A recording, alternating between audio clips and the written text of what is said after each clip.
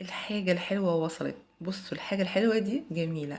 هنبدأ بقى بالصلاة على الحبيب المصطفى، اللهم صل وسلم وبارك على سيدنا محمد وعلى آله وصحبه وسلم.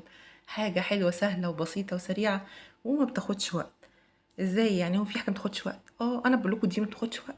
هتعملوها يعني باستمرار. كل ما حد يقول لكم عايزين حاجة حلوة هتجروا على المطبخ تعملوها. سهلة وبسيطة وطعمها يا جماعة وهم خطيرة بجد.